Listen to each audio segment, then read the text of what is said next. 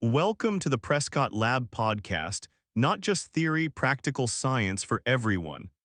I'm Dr. Jonathan Prescott, a physician and integrative medicine researcher at the Ravenshade Institute for Human Health. If you're a man over 60, you've likely been told to take it easy. Watch your diet, keep moving. But no one mentioned how much your body, especially your intimate self, changes with age. There's one act most men never talk about, yet it's been part of your life since your youth: self-pleasure. You may turn to it for comfort, stress relief, even sleep. It's quiet, familiar.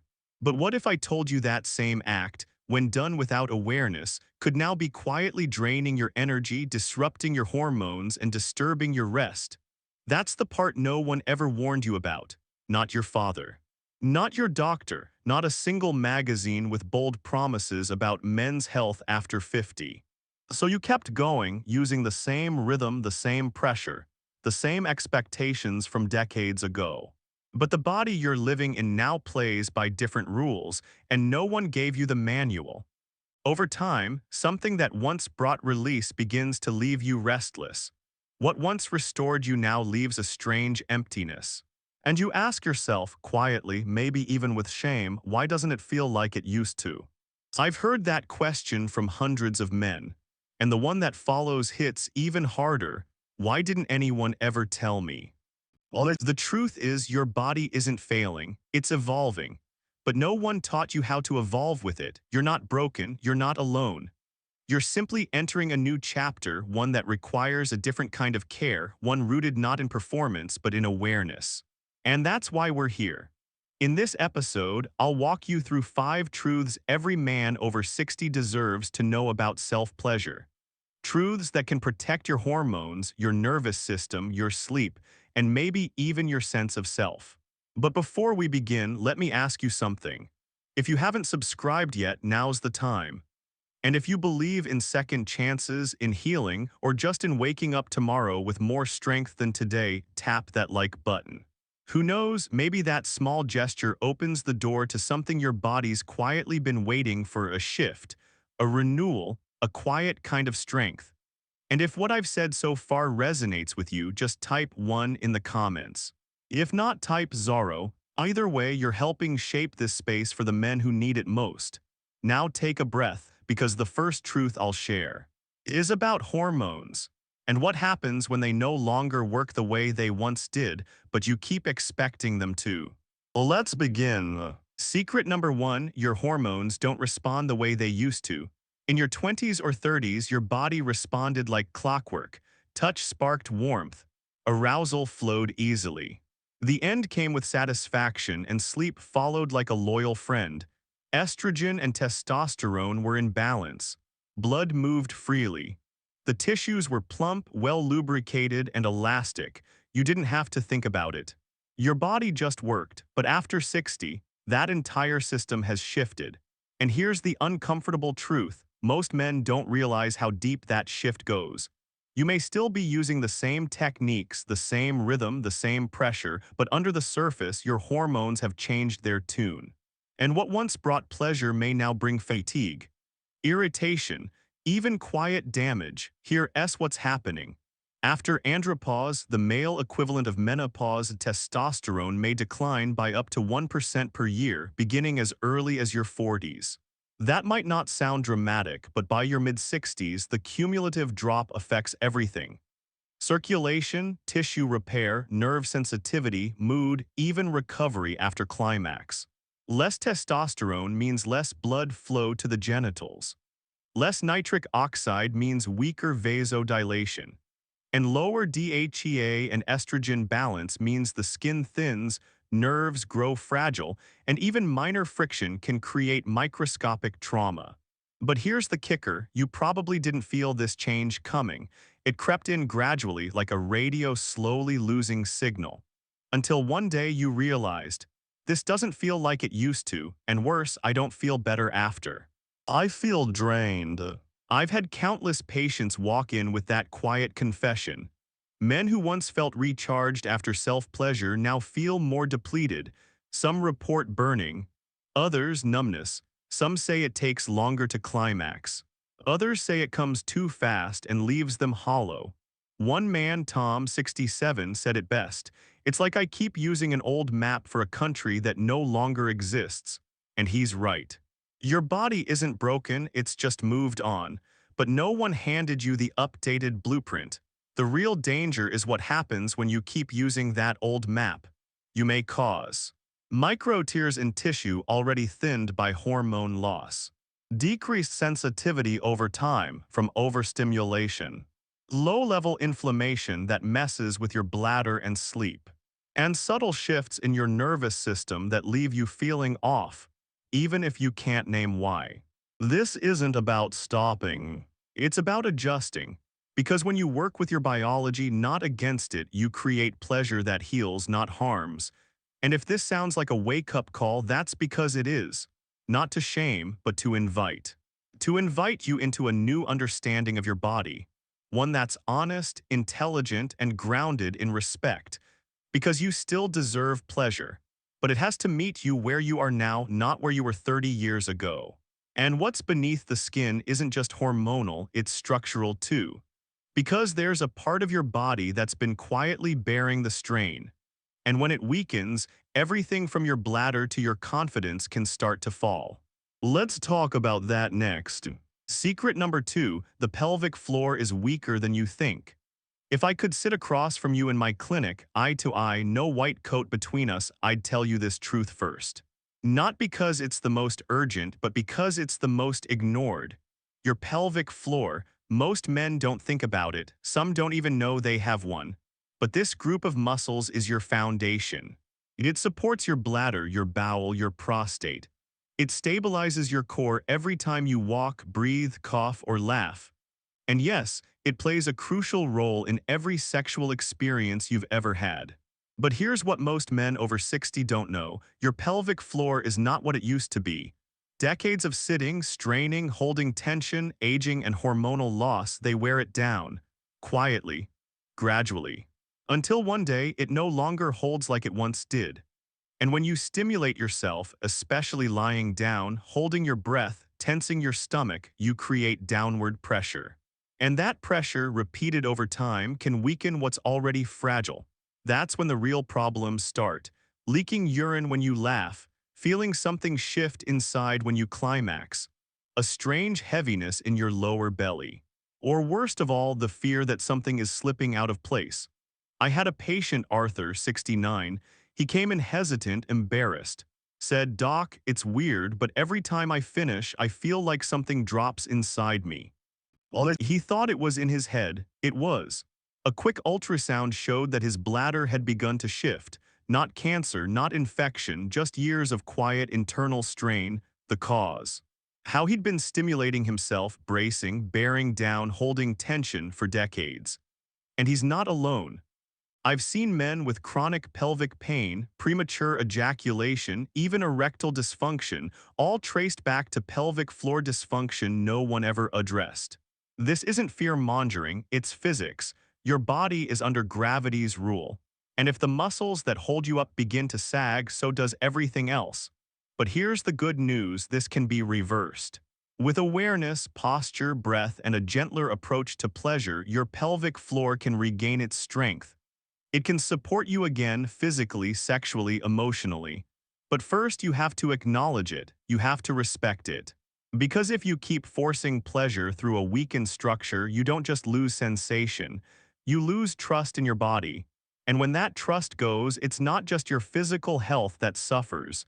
It's your confidence, your masculinity, your sense of control.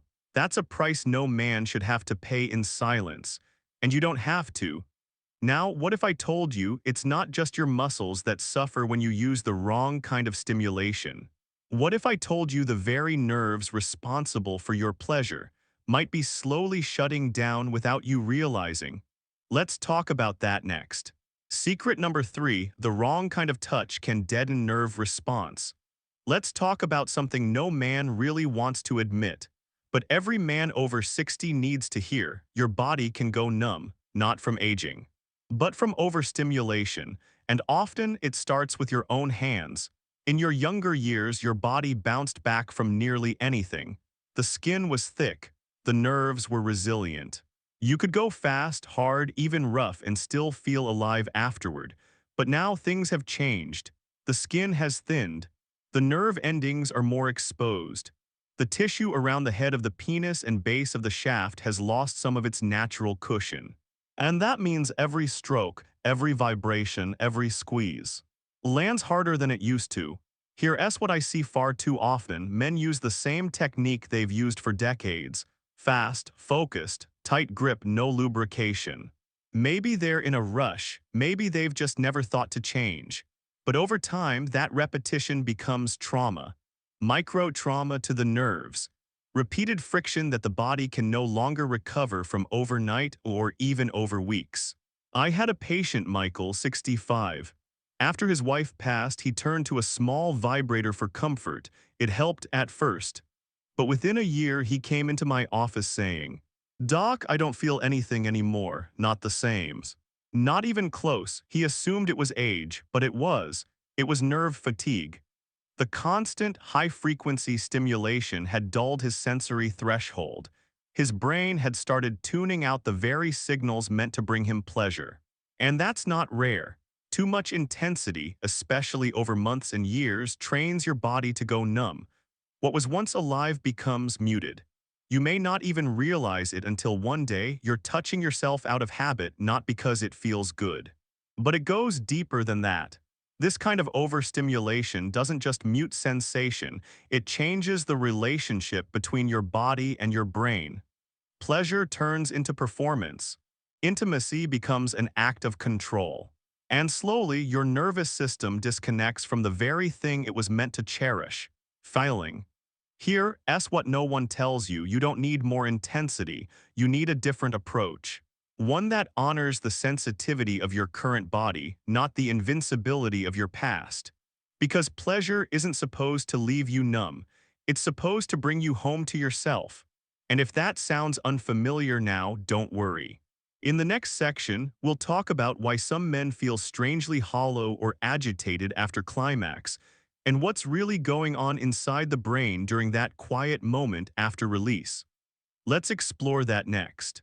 Secret number 4: after climax, the brain feels disconnected. There's a moment no one talks about. It happens right after climax. You lie there, breathing slows, muscles release.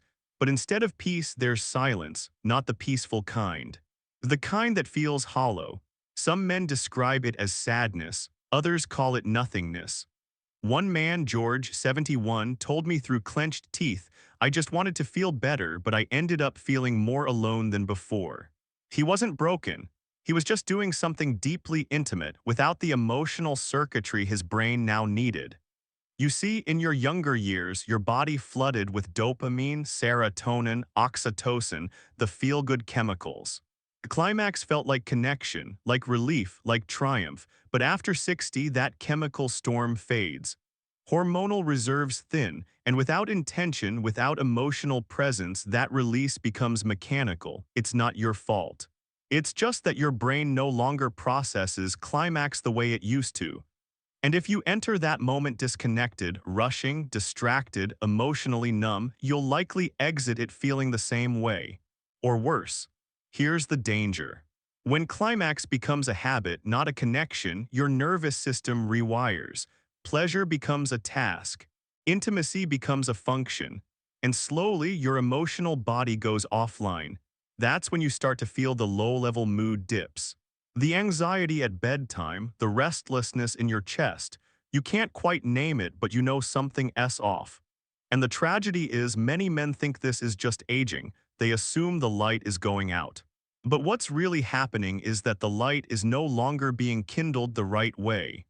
The solution isn't to stop, it's to reconnect, to slow down, to bring your mind, your breath, your awareness back into the act.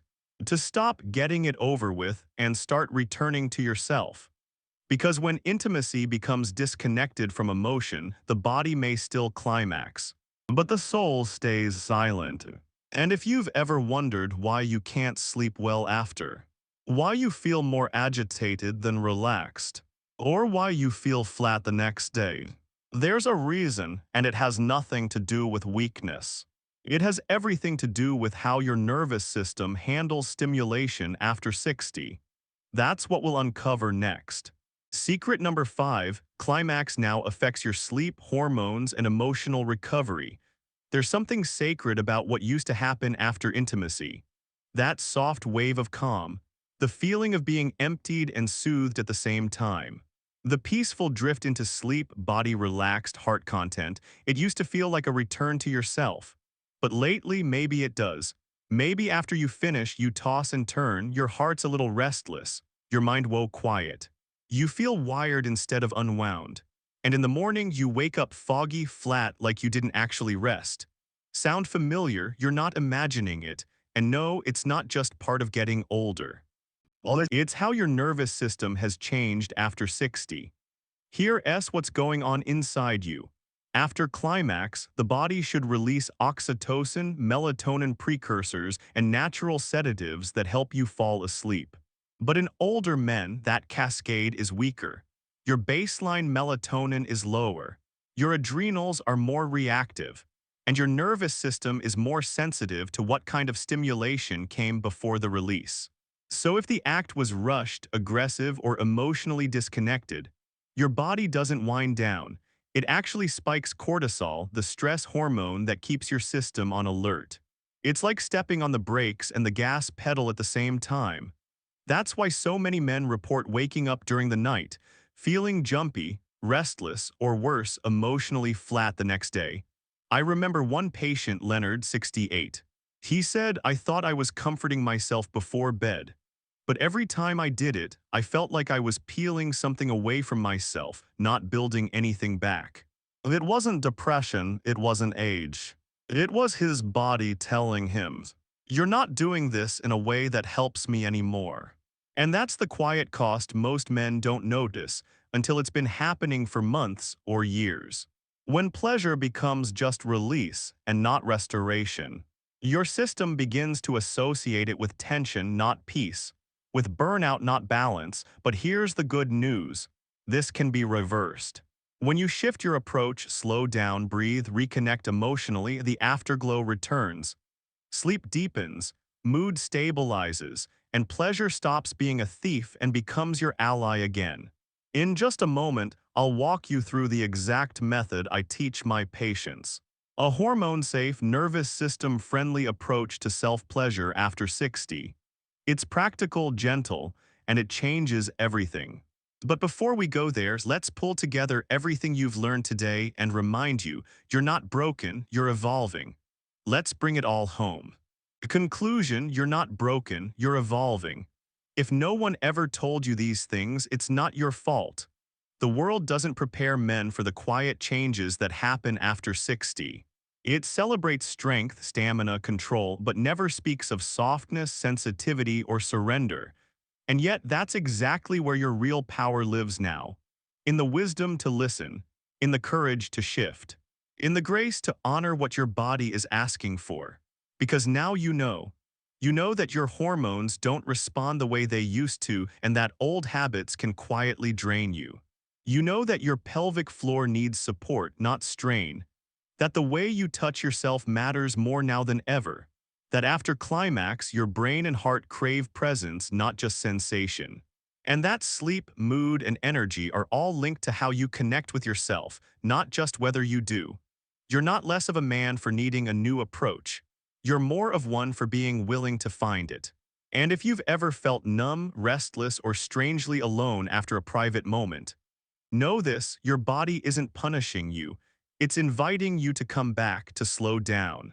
To reintroduce pleasure as something sacred, not rushed, not mechanical, but healing. That's what I teach my patients. And that's what I'll share with you next. A simple, gentle method for safe, nervous system-friendly self-pleasure, one that restores, reconnects, and respects the man you are now. But before we get there, let me ask one last thing. If this episode spoke to something deep in you, if even one part made you pause and think, "That's exactly what I've been feeling," then hit that like button. Let the algorithm know men like you matter. And may that simple click bring you more than just better recommendations.